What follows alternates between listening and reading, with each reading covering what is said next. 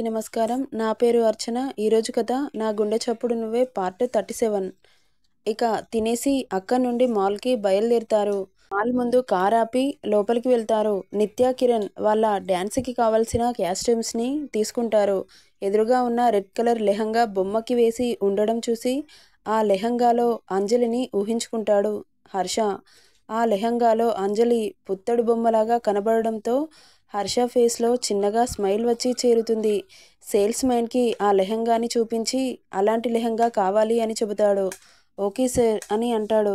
అంజు ఎక్కడ ఉందా అని చుట్టూ చూస్తాడు. అక్కడ వాళ్ళ అమ్మ శారీస్ సెలెక్ట్ చేస్తుంటే ఒక చిన్న బాబుని ఆడిపిస్తూ కనబడుతుంది అంజలి. హర్ష అంజుని చూసి తననే చూస్తూ ఉంటాడు. అంజలి అంత హ్యాపీగా నవ్వుతూ ఉండడం చూసి తన నిర్మలమైన మోముని చూస్తూ సెకండ్ పార్ట్ చూపు పక్కకు తిప్పుకోలేకపోతాడు. సార్ అన్న పిలుపుకి ఈ లోకంలోకి వస్తాడు హర్ష.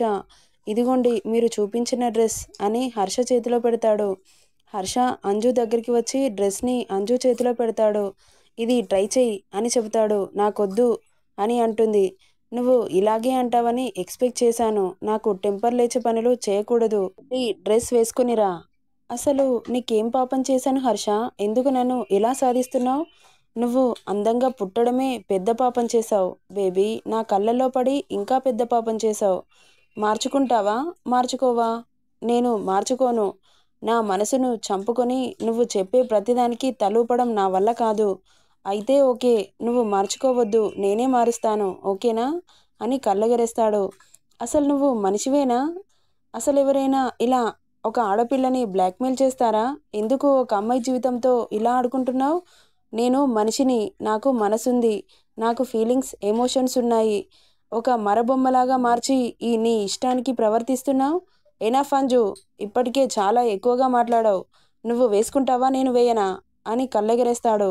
అమ్మో, వీడు అన్నంత పని చేసే అసాధ్యుడే అని అనుకుంటుండగానే అంజు చేతిని పట్టుకొని ట్రయల్ రూమ్లోకి లాక్కెళ్ళి డోర్ వేసేస్తాడు. నాకు పేషెన్సీతో చెప్పడం అలవాటు లేదు. నువ్వు నా పేషెన్సీని పరీక్షిస్తున్నావు. ఇప్పుడు నీ డ్రెస్ని నేను మార్చుతాను అంటూ తన మీద ఉన్న చున్నీని లాగిపడేస్తాడు. అంజు హర్ష చేసే పనులను చూసి అవాక్కై బొమ్మలగా చూస్తూ నిలబడింది. అంజు నడుంని పట్టుకొని దగ్గరికి లాక్కొని అటు చూడు అంటూ మిర్రర్లో చూపిస్తాడు. మనిద్దరి పేర్ ఎంత బాగుందో చూడు అని తన నడుం మీద చేయి వేసి దగ్గరికి లాక్కుంటాడు. అంజుకి అలా తన పక్కన హర్షని చూస్తుంటే చాలా అంటే చాలా నచ్చింది. కానీ అందని ద్రాక్షలాగా అనిపిస్తుంది తనకి హర్షని చూస్తుంటే. ఎందుకురా నాకు దగ్గరగా వచ్చి ఇంకా నన్ను బాధ పెడుతున్నావు? నా మనసును చిత్రవద చేస్తున్నావు.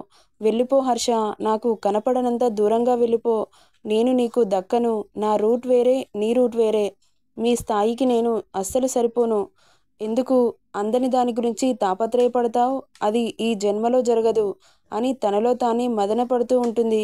హర్ష అంజు ఎక్స్ప్రెషన్స్ చూసి ఎందుకు అంతలా ఆలోచిస్తున్నావు?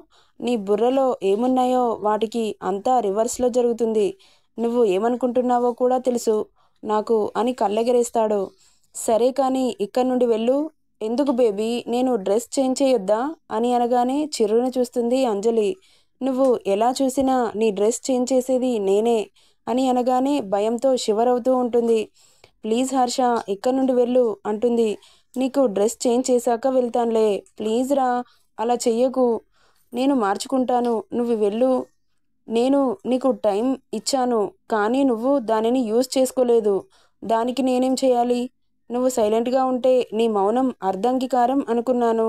అందుకే నీకు నేనే చేంజ్ చేద్దామని ఫిక్స్ అయ్యాను. నువ్వే ఓకే చెప్పావు కదా, మళ్ళీ ఎందుకు ఫీల్ అవుతున్నావు బేబీ అని తన డ్రెస్ లోపల హర్ష చేతులు పోనిస్తూ అంటాడు. ఆ స్పర్శకు మైమరుపుగా అనిపించి తన గుండె వశం తప్పుతుంటే బుద్ధి హెచ్చరించడంతో తన చేతుల్ని తీయడానికి చూస్తూ ఉంటుంది అంజలి. హర్ష తన రెండు చేతులని గోడకు ఒక చేత్తో లాక్ చేసి, ఏంటి పాప అని బాధ? ఎందుకు అంతలా ఫీల్ అయిపోతున్నావు?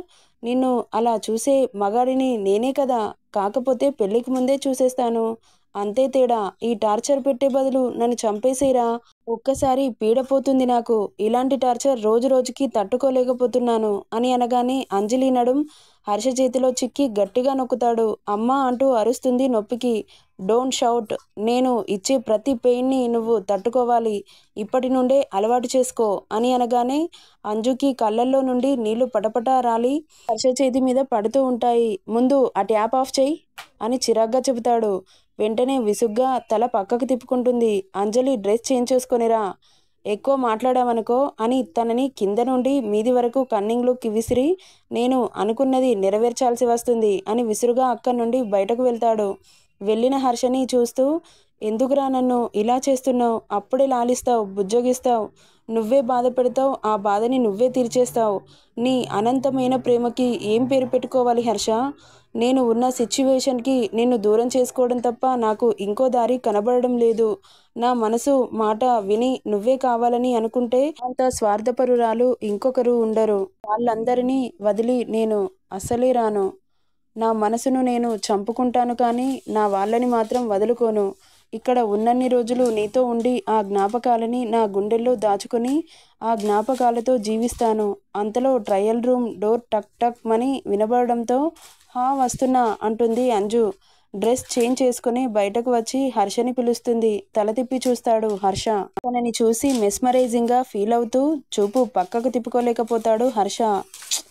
అబ్బా చంపుతున్నావే పిల్ల అని నుదురు మీద బొటనవేలుతో రుద్దుకుంటూ అనుకుంటాడు. అంజు హర్ష దగ్గరికి వచ్చి హలో మిస్టర్, ఏంటి అలా చూస్తున్నావు? వేసుకున్నా కదా, ఇక వెళ్ళి మార్చుకుంటాను అని వెళ్తుండగా తన చున్నీ పట్టుకొని ఫోర్సుగా మీదకి లాక్కుంటాడు. ఏయ్ ఏంటిది, అందరూ ఉన్నారు వదిలేసేయ్, అయితే ట్రయల్ రూమ్లోకి వెళ్దామా అని ఐవింగ్ చేస్తాడు. ఛీ ఆపు, అందరూ చూస్తున్నారు వదిలేసేయరా అని కాలుని గట్టిగా తొక్కుతుంది. అబ్బా రాక్షసి అని వదిలి దూరం జరుగుతాడు. తుర్రుమని లోపలికి పారిపోతుంది అంజలి. ఈరోజు తప్పించుకున్నావు కదా, చెప్తాను నీ పని అని అనుకుంటూ తనకి కాల్ రావడంతో మాట్లాడుతూ ఉంటాడు. నిత్య, కిరణ్ షాపింగ్ చేసి బిల్లింగ్ కౌంటర్ దగ్గరికి వచ్చి హర్ష, అంజలి కోసం వెయిట్ చేస్తూ ఉంటారు. అంతలో హర్ష కాల్ మాట్లాడుతూ కిందకి వస్తాడు. అంజలి తన డ్రెస్ని తీసుకొని బిల్లింగ్ కౌంటర్ దగ్గరికి వస్తుంది. అంజు నువ్వేం తీసుకున్నావు అని అడుగుతుంది నిత్య. తనకి తీసుకోవడం ఇష్టం లేదు కాబట్టి ఏం లేదు నిత్య అంటుంది. ఫోన్ మాట్లాడి వస్తున్న హర్షకి అంజు మాట వినబడి ఇదిగో నిత్య, అంజలి షాపింగ్ చేసినవి అని 5-6 కవర్స్ తీసి నిత్య చేతిలో పెడతాడు. ఇవన్నీ నేనెప్పుడు తీసుకున్నాను? నువ్వు తీసుకుంటే ఒకటి, నేను తీసుకుంటే ఒకటా? నేనే తీసుకున్నాను అంటాడు. నాకొద్దు, నా దగ్గర వద్దు కాదు అన్న వర్డ్స్ రాకూడదు అని చెప్పాను అని అన్నింటినీ బిల్ చేయిస్తాడు హర్ష. షాపింగ్ అయిపోవడంతో అందరూ బయటికి వచ్చి కార్లో కూర్చొని హాస్టల్కి బయలుదేరుతారు. హాస్టల్ రాగానే అంజలి దిగి నిత్య బాయ్ అని చెప్పి అక్కడి నుండి వెళ్తుండగా హలో మేడం, ఏంటి ఈ కవర్స్ తీసుకెళ్ళవా అంటాడు. అంజలి వాటిని చూసి కూడా చూడనట్లు నిలబడుతుంది. నీకే చెప్పేది, తీసుకుంటావా లేదా అంటాడు. ఇక తప్పక మనసొప్పక ఆ కవర్స్ని తీసుకొని వెళ్తుండగా అంజు ఆగు అంటాడు. అంత తొందరెందుకు? నాకు కాస్త వర్క్ ఉంది ఆఫీస్లో, నేను వచ్చి పిక్ చేసుకుంటాను, నువ్వు ఫ్రెష్ అయ్యి రెడీగా ఉండు. ఇంకా టోర్నమెంట్కి ఈరోజు రేపు 2 డేస్ మాత్రమే ఉన్నాయి, నువ్వు బాగా ప్రాక్టీస్ చేయాలి, గ్రౌండ్కి వెళ్దాం అని అక్కడి నుండి వెళ్ళిపోతారు. అంజు అక్కడి నుండి నిట్టూర్పు విడిచి రూమ్లోకి వెళ్ళిపోతుంది. రూమ్కి వెళ్ళేసరికి సుషి ఉండడంతో ఎక్కడికి వెళ్ళావే అని అడుగుతుంది సుషి. ఎక్కడికేంటి, నా ప్రాణానికి ఒకడున్నాడుగా, నాకు ఇంట్రెస్ట్ లేదు అని చెబుతున్నా కానీ వినకుండా వాడిది నాది నేమ్స్ డ్యాన్స్లో యాడ్ చేశాడు, దానికోసం నాకు ఇదిగో ఈ బట్టలు కొనిచ్చాడు చెబుతుంది. నువ్వు దేంట్లో పార్టిసిపేట్ చేస్తున్నావు సుషి? మన క్లాస్లో కొంతమంది గర్ల్స్ గ్రూప్ డ్యాన్స్ చేస్తున్నాం అని అనగానే సరే మరి నువ్వు షాపింగ్ చేసావా? లేదు అంజు, ఇప్పుడు మన క్లాస్మేట్స్తో కలిసి షాపింగ్కి వెళ్ళాలి అని అంటుంది. అంతలో అంజుకి కడుపులో నొప్పిగా అనిపించి కడుపుని పట్టుకొని బెడ్ మీద కూలబడుతుంది. ఏమైంది అంజు అని కంగారుగా అడుగుతుంది. సుషి ఏమో కొంచెం కడుపులో మిలిపెట్టినట్లు అవుతుంది అని ఏదో డౌట్ వచ్చిన దానిలా వాష్రూమ్కి వెళ్తుంది. వాష్రూమ్కి వెళ్ళి వచ్చిన అంజలి ఏమైందే అని సైగ చేస్తుంది సుషి. ఇంకేమవుతుంది, వచ్చింది అన్నట్లు తల ఊపుతుంది. అయ్యో మరి నీ టోర్నమెంట్ అని అడుగుతుంది. ఇక ఎలా వెళ్తాను, నా కల నెరవేరుతుంది అని చాలా ఆశపడ్డాను, కానీ ఏం చేస్తాం, దేనికైనా రాసిపెట్టుండాలి. ఇది వచ్చిందేదో వచ్చింది, ఫ్రెషర్స్ పార్టీ వరకు వచ్చినా అయిపోతుండే, వాడితో డ్యాన్స్ చేసే గోల తప్పుతుండే అని గునుక్కుంటూ ఉంటుంది అంజలి. ఏమైందే? ఏదో అంటున్నావు? ఏం లేదులే, అంతా నా కర్మ అంటున్నాను.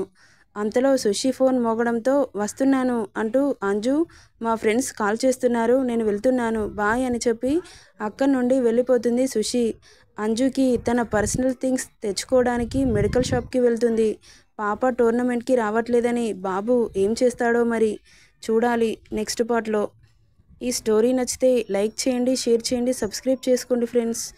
కామెంట్ చేయడం మాత్రం మర్చిపోకండి.